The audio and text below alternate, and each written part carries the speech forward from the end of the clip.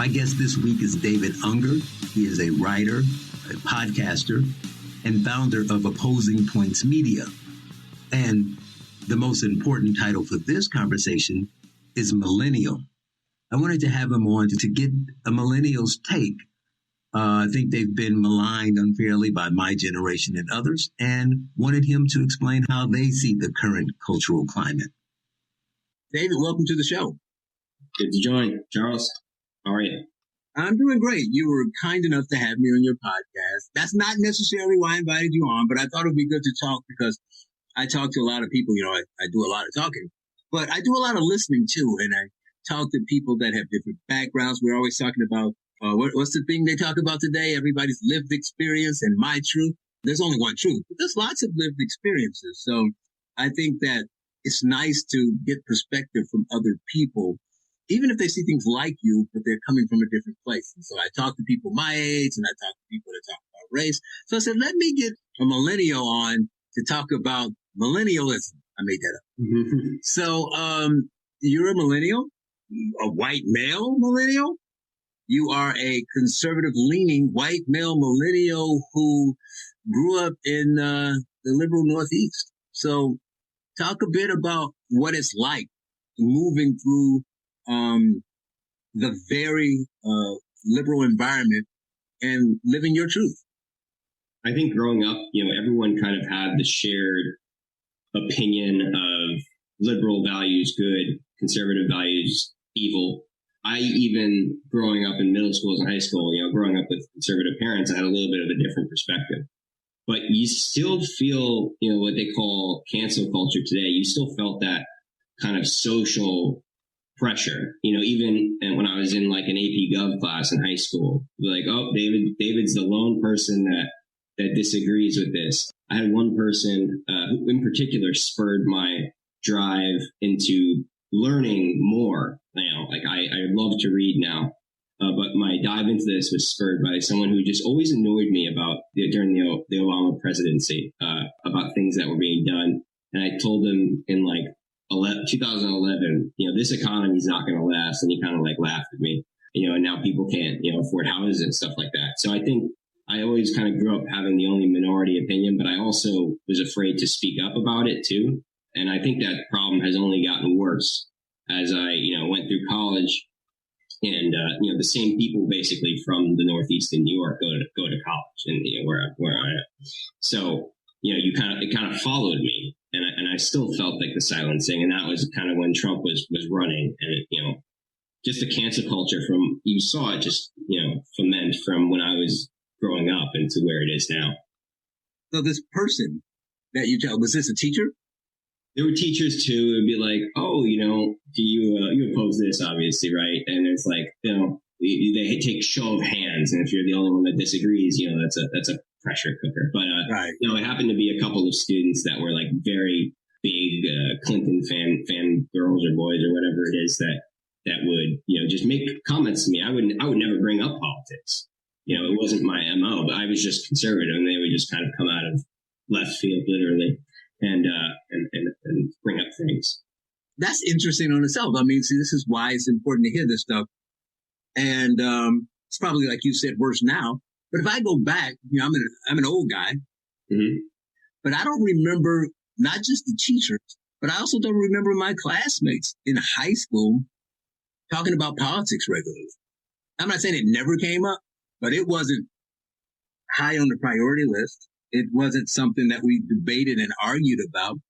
And it was something that the teachers just touched on with a light touch, so to speak. So that seems like it was different when you were in high school then. And that was, a decade ago or whatever. So talk a little bit more about how prevalent that was in high school, that they talked about, the politics. I think there were just certain kind of Obama's election, historic moment in history. We all gather in the auditorium. We watched, I think we watched the McCain-Obama debate, or one of them, in one of my classes as well. Teachers were kind of overtly liberal, and the way I kind of see it is that people my age are really not taught what even things such as economics is, or how the constitutional government really works. They're just kind of taught this like liberal kind of lens that you need government more than you actually need it. And so they're brought up with this perspective. And if you say, well, what about this? They just have no kind of clue, so I just found that to be kind of what propelled me to learn more. But there was always subtle digs from, people that taught, history. And I love these teachers, by the way. I thought they were really fun and great. I even got 100 on a paper that I wrote based on one of Ron Paul's books. I got 100 on that paper, which I did not expect to get. So actually, decently treated fairly, but it depended on the teacher you got and how ideological they were, and if they were able to kind of separate the ideology from like how well written your paper was, which I imagine was decent back then, but has maybe gotten worse now.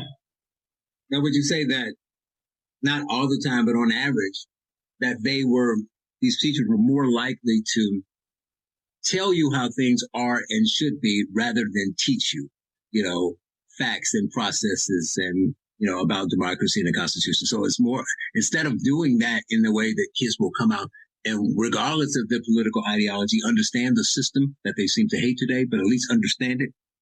Mm-hmm. They were more being told, liberals good, like you said, or you should do this, or the Democrats this.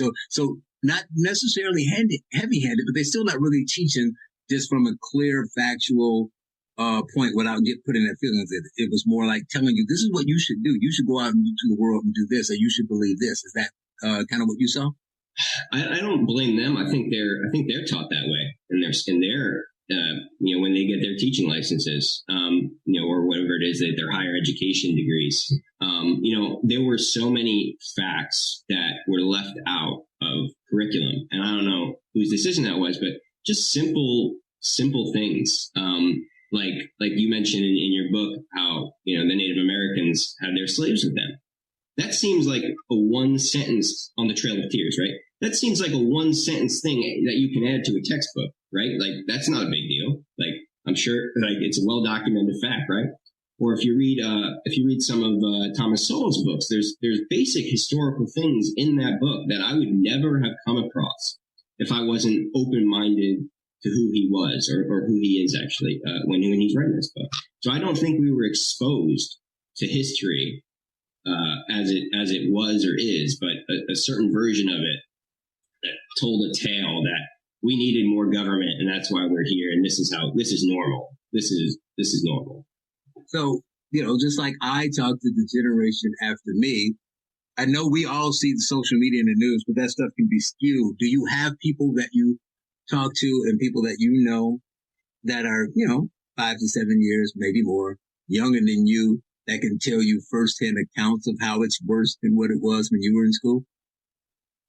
No, I don't really know that many people that much younger than me. Right. It's kind of all in that range of 3 to 7 years. I would say, like we didn't learn about like choosing your gender or something like that. We had sex ed in like 7th, 8th grade, but our health teacher was like a big proponent of abstinence still.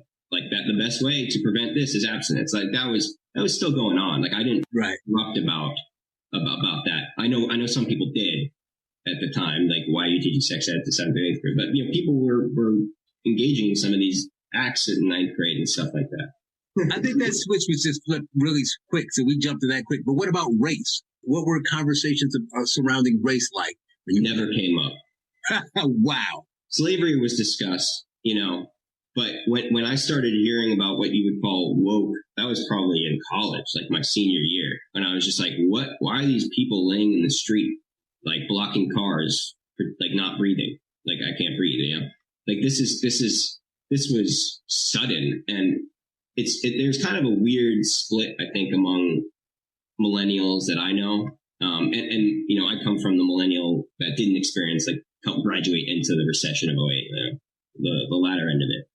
But there's just a wide variety, I find, of opinions where, I have friends that think like me, or close to it. I have friends that I went to school with that came upon the way I think or similarly on their own, despite having, parents and a school system and friends that believe the opposite, which is even more impressive to me because, I had influence growing up to think and be skeptical. But I really respect the people that kind of just sit there and like, wait, was everything I taught just kind of not true or distorted? Or what do I actually believe?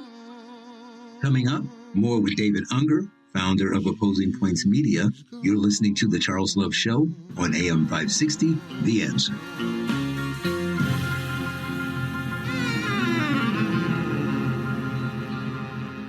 We return to The Charles Love Show on AM 560, The Answer. Once again, here's Charles Love.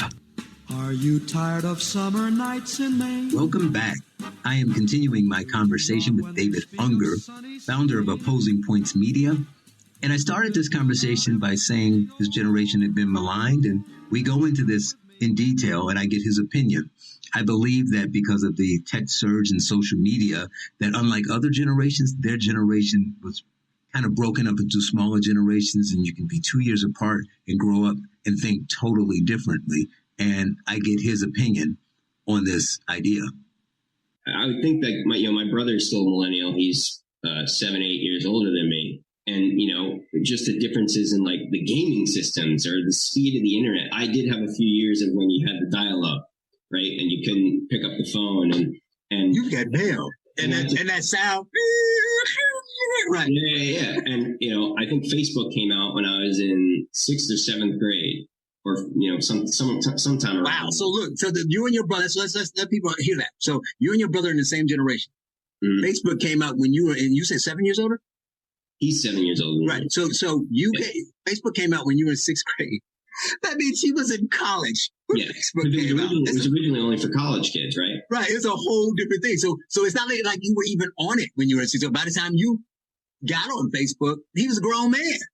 Mm-hmm. Yeah, and they talk about and then coddling the American mind, the mental health of people my age.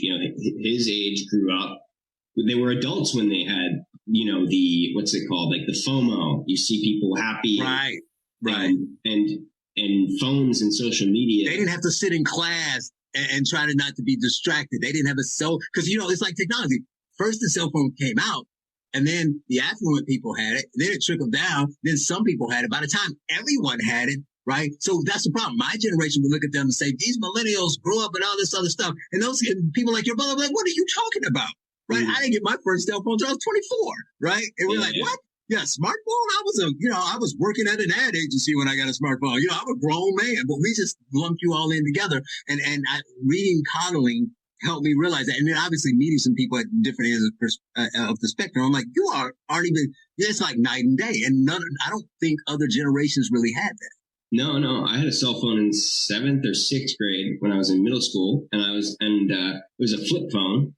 Mm-hmm. And I was like, listen, if I stay after school, I have no way of contacting you, like to my parents. I think this is, my parents didn't want to get it for like the radiation or whatever that they were worried about. But I was like, I need this. Like, if I stay here, I have no way of telling you that I'm staying late at school. And then, I have no way to ask you to pick me up and whatever. So that was my way I weaseled into the cell phone business. Right. But it wasn't common. Now kids have like iPhones at 3, Yeah, it's crazy. And then they don't just have iPads at 3. How about this one? They don't just have iPads at 3. They have tablets, they have electronic games, they have all this other stuff of their own. It's not like, when the people your age got computers, it was common to have a computer and you got all the cool stuff your older brother didn't have, but the parents would be like, it's in a family room or in a general area. You go there, you do your thing on the computer and then you go wherever. Now they all have, not just in their own room, they all have their own little device. They just sit there and they put their head down, put headphones on. Yeah, it was in my. But then it's also in every class, right? The class, we used to say you should try not to use as much screen time as an issue. And now they use it as a device. We talked about the issues with COVID and being remote, but they're sitting in class with tablets.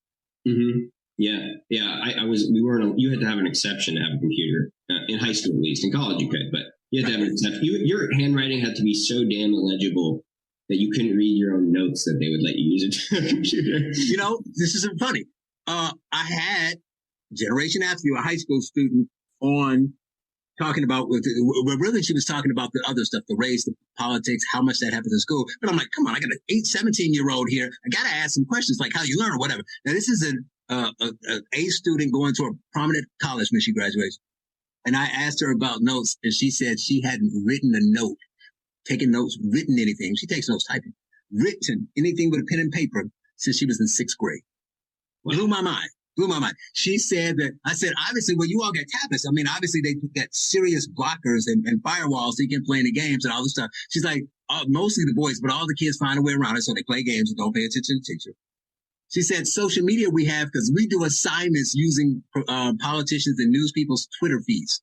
So obviously you can't give them access to Twitter and say, but you can only see Brian Williams, right? So they're all on Twitter in the classroom. I mean, so it shifted from race and politics to the most interesting part of this conversation to me was all this other stuff, you know, how people cover their faces and put hoodies on so you can't see their face. How they sat through a whole class and no one spoke to each other. The teacher talked, they typed stuff on the computer, and they left class. You walk into class as an old man like me and an old man like you, unfortunately, we would walk into class and be shocked because there's no voices in the class. Yeah, I mean, if you take a teenager who's getting pimples and everything, hell yeah, you'll throw on a mask. Yeah, and a hoodie. Yeah. Well, they never let us wear hoodies. They would take off the hoodie. You know? Oh, yeah, she said it's a rule now. They just passed and said, yeah, you can wear, they're already wearing masks, and now you can put on a hoodie so people go around, all they can see is this. That's crazy. And then they don't talk. Crazy to me. It's absolutely shocking. And that's funny. So that's the thing. Again, you Gen Xers, and obviously you boomers too, look at this generation and say, they're failing us, they're this, they're all these bad things. It's only a portion of them, and it tends to be the younger ones, the ones that in college, as he mentioned in college, the people who just showed up to college at this time. It was that age, the people who were born in this age, and they showed up in college. And what was the year that they talked about them showing up in college? Was it? No, 13. It was like they showed up in college around there, right? So they were born just before 2000, I think, somewhere around there. 2013. Yeah, which makes sense because I went back. I was on campus. I graduated in 2015, and I went back in 2016, and it happened to be election night. Right. But see, that's the interesting thing. You graduated what year? 2015. So maybe your senior year, in your junior year, you start to see some things. But basically, you went through college without seeing anything, or maybe there was that one random strange person that acted wild. And you go back on campus, you see all this, the burning stuff, the free speech, the tape over the mouth, the safe spaces. But it's not just that it's vastly different. It's the speed in which it happened. It happened in like 2 or 3 years. I mean, 2 years after you left campus, it was a whole different place. Nobody was firebombing Ben Shapiro's events, in 2013. He would just shrug and not go, right? Yeah. It was a very sudden shift. No one was disrupting lectures. No one was like chanting, and I'm pretty sure I think either my senior year or the year after, they basically did a sit-in in the president's building, and they like didn't let anyone leave. And they were like videotaping themselves like they were sitting at the counters in the 60s, like as if they were brave. It's just like they have so much privilege that they need to look for things that affect them when they don't. It's just an interesting phenomenon that they are driven by, and they can't separate because of the lens with which they were probably brought up to believe in. It's always blown my mind. It baffles me. Let's see this government that has brutalized multiple peoples throughout its history, and let's give them more power to fix it. That sounds like a great idea. Claps for everyone. See, that is the way more people need to speak. That's what I say. We get into an argument, and if you listen to my show or hear me speak anywhere, I often say that. It's not even that you're necessarily wrong. Sometimes you're obviously wrong. I'm not saying you're always right, but you can be right about something but still have the wrong approach. And I never understand why conservative-leaning people, definitely GOP and politicians, don't just say, I don't understand how you think I hate the government and I'm critical of the government, and I don't trust the government. So to solve that problem, I'm willing to give them more power. And then when I see them get more power temporarily for something, they abuse it, and then they don't cede it when whatever the temporary thing goes away. COVID would be a great example. Mm-hmm. And then I complain about it for 5 minutes. Now I got social media, so I can type a tweet and get mad, go on Instagram, TikTok, make a video. And then I double down in a couple months and I give them more power. And then it's this cycle. I don't understand. And these are educated people who are saying they want to do this. These are the people, the elites, the people who went to college, the children of the elites, the people in power. And it's fascinating to me that they think that way. Yeah. I mean, it's because they're not taught, in my opinion, it's because they're not taught how a market works. They think, it's Adam Smith's invisible hand. But that doesn't work because, American Airlines went bankrupt and they're bailed out and everyone else suffers for it. And I'm just like, that's literally not capitalism. That's not a free market. do you know how a free market would solve the airline problem? Like, and they have nobody understands. People think like, oh, well, if the government doesn't educate, who will? If the government doesn't build a road, who will? As if no one could read before we had a Department of Ed. And I think that department was started under Carter, and in the 50s, people were reading Latin in high school. I'm just saying. Yeah, if you look at like the McGuffey, was it the McGuffey Reader or whatever it is? Right. Or you take a fifth grade literacy and academic test from like 1957 and give it to a ninth grader now and they'll fail. I'd probably fail. I was trying to be nice, but yeah. Coming up, more with David Ungar, founder of Opposing Points Media. You are listening to The Charles Love Show on AM 560, The Answer.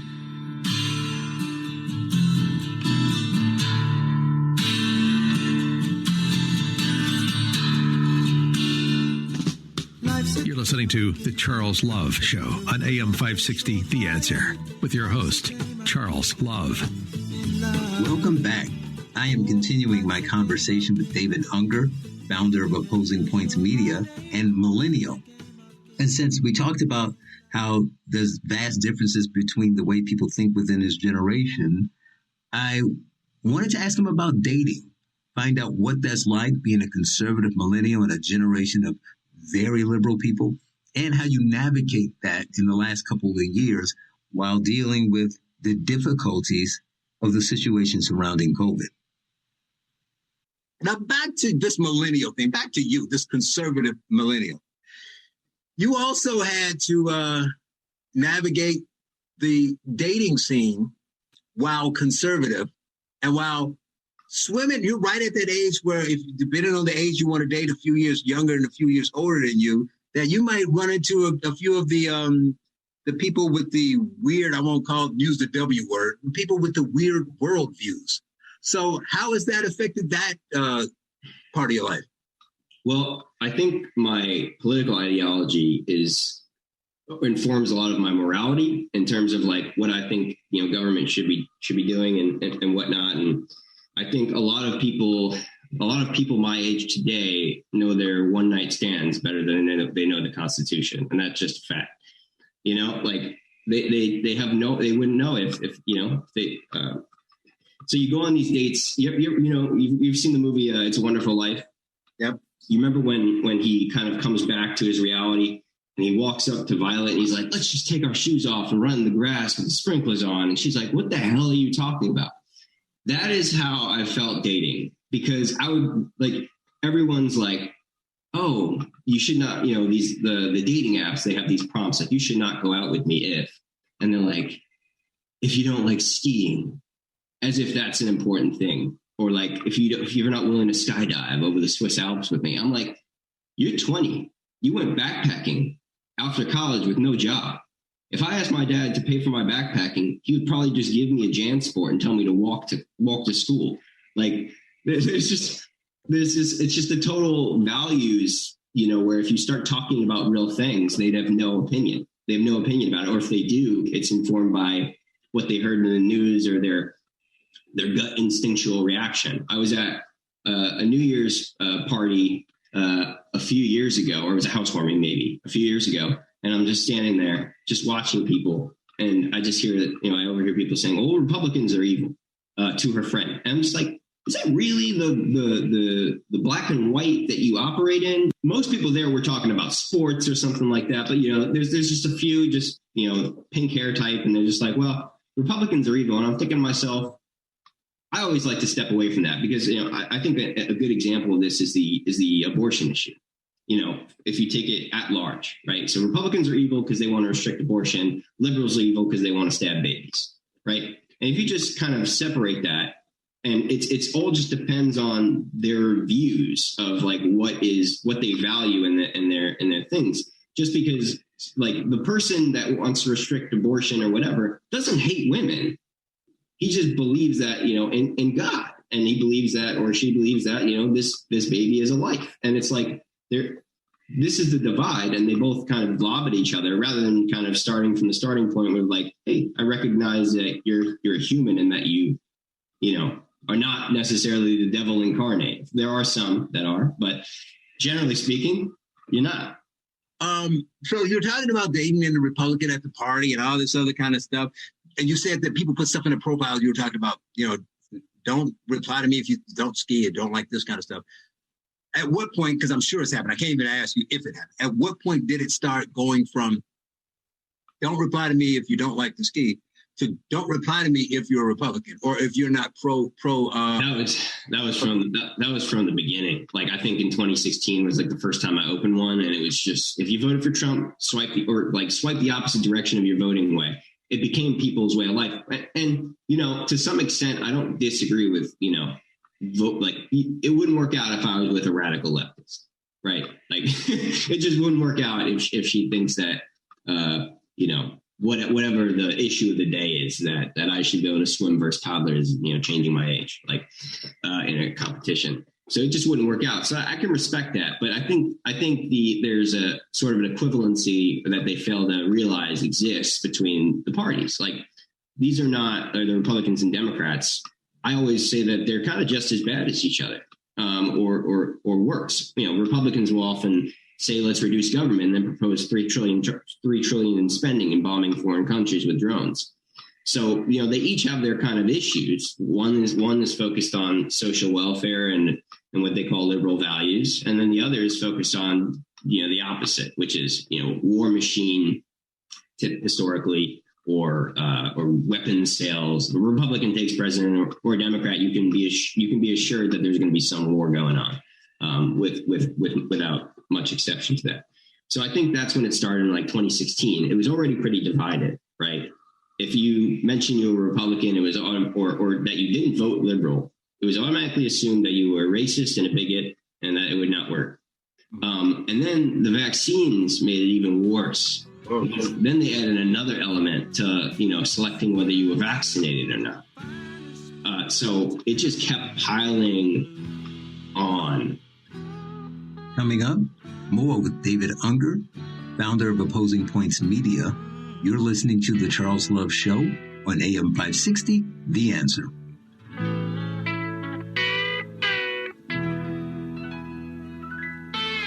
Now, more of The Charles Love Show on AM 560, The Answer, with your host, Charles Love.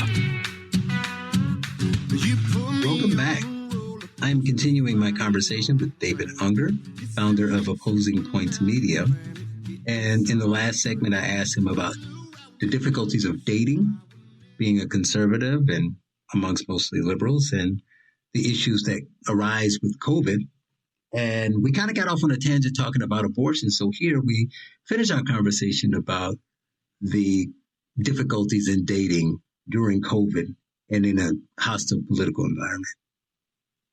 Vaxxed and waxed became the saying, right? That was the new single, Ready to Mingle. Wow. So I started getting really strict with who I even would go out with. I would always be open about what my political leanings were, and which is a good thing. I think there were different paths that people took. I think some people were like vaxxed and waxed. Let's just have as much sex as possible. There were people that were like, hey, like maybe I should reprioritize my life and maybe pursue something more meaningful, which is a good thing. There were people who got into kind of COVID situationships, which is just like, we're going to be locked down for a while. I don't know when it's going to be okay. Let's just like continue to date and see how it goes. And then COVID ends and like, oh, we got engaged during this time. This was a terrible idea. But that is kind of the path. Some people got real serious. Some people thought they were serious and then realized when we were able to leave the house that maybe not. It was just something to do when we were locked away. Yeah, I remember I was supposed to have a date with someone, and they're like, okay, I'd be really comfortable if COVID's spiking. I'd be really comfortable if you went and got tested. So then I'm like, okay, fine. So I walk into a clinic filled with people. I'm like, if I didn't have COVID before, I'm probably... Now I got it. You got me COVID by going to prove to you I didn't have COVID. Yeah. And then she calls me like 45 minutes in and is just like, oh, actually, I think even if we're both tested, like, I just don't feel comfortable about it. I was like, all right, well, this is it. I was just like, you know what? I need to look into leaving. Like, I just need to look into getting out of here. And that's what I did. We talked about how your generation is weird because there's almost two generations squeezed into one. But what do you expect is going to happen? Just common sense is all human nature. But I always assume that at some point the pendulum had to swing back because you're going to push people so far. If you're a straight white male and you're 20 right now and you're woke, but no matter how much you give in and say you agree and BIPOC, and you say all the terms that still call you racist, at some point you're going to draw a line and say, this is the BS, I'm tired of this, cut it out, right? Yeah. And that's just for the college people and the educated people who are doing well as far as their career. What happens if you're white and straight and young and poor? How long am I going to put up with that before I say something back and move the other way? So I think, it's like you call enough people racist, you're going to create racists. It's like, well, you were saying, you're going to say I'm racist anyway. So no, I don't like black people anymore because all black people do is complain. So then you generalize even more than you normally would, and it creates this new problem that they were trying to fix. It's like whack-a-mole. So I don't know what that age is, but I do see that happening. Do you? Yeah, I think there will be a big gap. The people who have like free piercings and they're bragging on TikTok about indoctrinating children about what gender they are, which never would have happened when I was a kid or when I was growing up. I think they will continue to exist. I really feel that this tribal war will get worse as a distraction from the class divide that actually exists. I just feel that. Like, I feel that the media fuels it. I feel that younger people are getting more into politics, right? And they're going to their sources, which is, MSNBC for the left, and, maybe Fox News, Newsmax, whatever for the right. And I think that it's just I think the tribal war is only going to get worse. That's my fear. No, I think it's going to get worse too. I think I've been saying for 2 years, it's going to get worse before it gets better. It may eventually get better unless the worst gets so bad it's irreparable. But I do think we haven't hit bottom yet, but we're getting really close to bottom. And I think some people will start to tune out. The problem is what you said. What you said is true, where they're getting the sources from. But the problem is there's no foundation. So they're not learning anything. They're just hearing things and just deciding whether ideologically or from their morals or their background or their religion or whatever they believe or their wokeness, whether they agree with it, and then they get mad, right? So a great example is this Florida law, right? You get the don't say gay. Nothing in the law says don't say gay. Whether you agree with it or not, the facts are, it doesn't say don't say gay. It never said don't say gay. It doesn't say that gay people need to be treated differently. It just says that if somebody comes to school and feels a certain way, or they're having mental issues or physical issues, you should alert the parent. Agree with it or not, that's all it says. But the fact that the media can spin it as this, and then the New York mayor in the time when crime is up 40% can have a press conference. It's not just that. He said he had a press conference with billboards and they got designs already of, if you're gay and you're in Florida, come to us and come work. There's a place for you at City Hall. It's crazy. And I think there are enough people with some common sense that's going to see that, like who are, supporters of the LGBT movement that would still say, that's silly. That's going too far. We got a crime problem. Why is the mayor talking about this? Or people will hear Whoopi say, don't say gay, and hear, my insane congresswoman who's a nut tweeting about, don't say gay, it's this, that, or the other. They're going to, some people say, I'm going to look at this myself and say, but they're lying. It didn't say that. Why would they lie? And then they're going to go down this rabbit hole and find out this other stuff. Now, how many of them and how soon it's going to happen, I don't know. It's going to take time. Will it be too late? Maybe. But I do think it's going to happen. I mean, at some point, I hear my friends who call themselves liberal. Probably the best tweet I saw in the last year from a liberal woman. It wasn't her. She was retweeting another liberal woman. And I can't remember exactly. I have to find it and send it to you. It says something like, I am a climate change, strict environmentalist, and I am super pro-choice. But at this point, I would vote for a pro-fracking, pro-lifer before I vote for a Democrat. Yeah, I think some people have taken that position. I think some people have really dug in. Coming up, my final segment with David Ungar, founder of Opposing Points Media. You're listening to The Charles Love Show on AM 560, The Answer.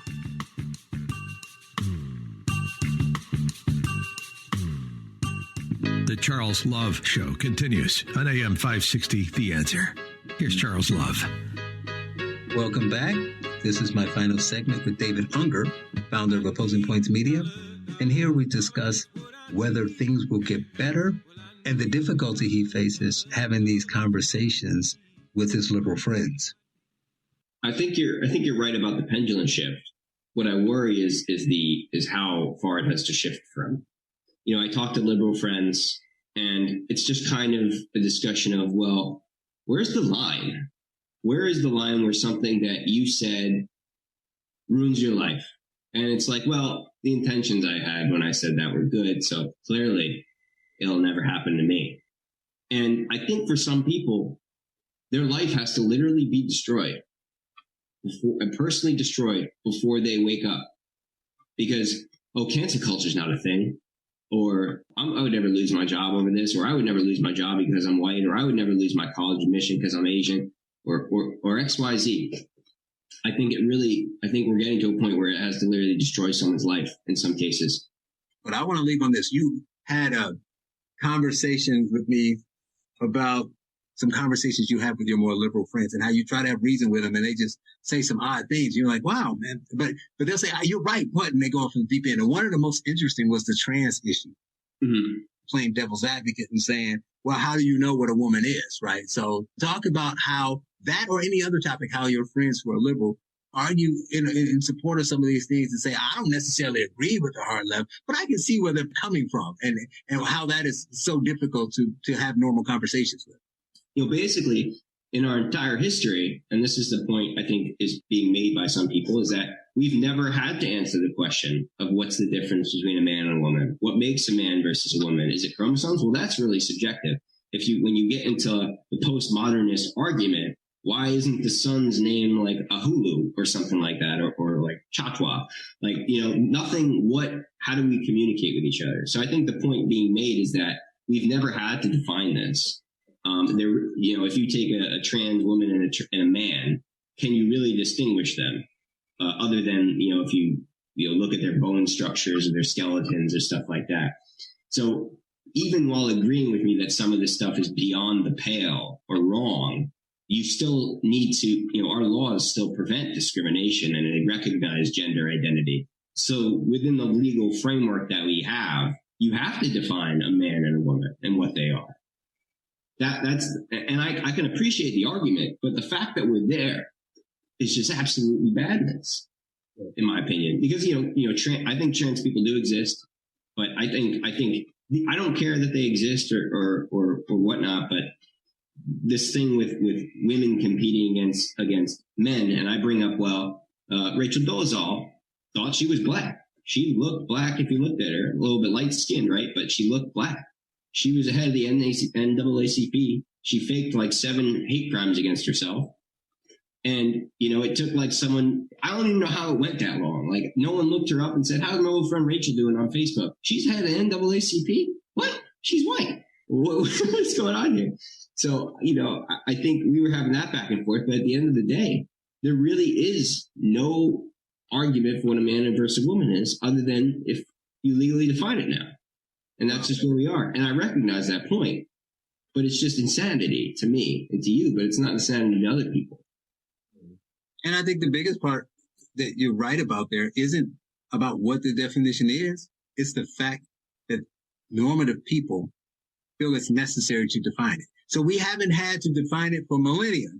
And now the only way our society can move forward if we figure out what a woman is.